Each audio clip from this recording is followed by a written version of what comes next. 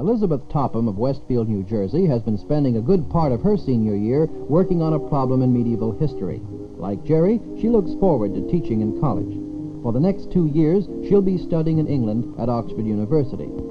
She is one of 24 especially gifted U.S. undergraduates to receive the much-coveted Marshall Scholarships given by the British government for Anglo-American mutual assistance. And now I'd like you to meet Elizabeth Topham. Liz, with so much of today's education being directed to the field of science, physics in particular, and the interest in the world of tomorrow, why are you so interested in the world of yesterday, namely the Middle Ages?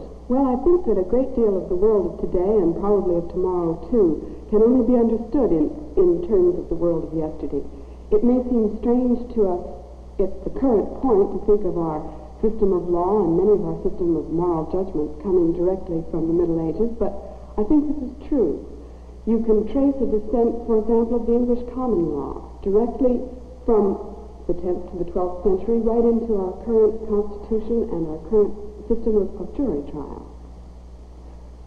In many of the scholars' books on the Middle Ages, you get the impression of unity, of cohesion, of people having their place, everything in its place, in contradistinction to the 20th century, which has been named the aspirin age, the age of anxiety, the age of alienation, people not knowing where they're going, where they've come from. Do you find this true in your studies?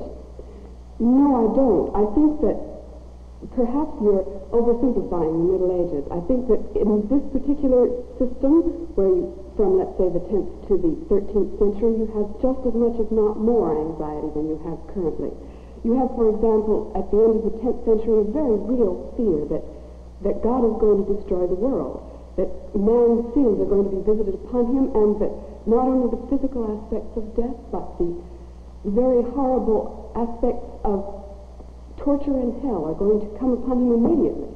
Therefore, you find men giving up all their hope in the world and giving up also their real property in the world to appease God and to make a better situation for themselves in hell. Well, 3 centuries after this, you have the Black Death visited upon men. This, again, to the medieval mind, is God's anger at man. And you find in the works of art at this particular period horrible representations of worms eating away human bodies, and even more horrible representations of demons carrying men off into flame and fire. A very, very horrible thing, parallel, I think, and even worse than our fear of the nuclear bomb that may hit us now.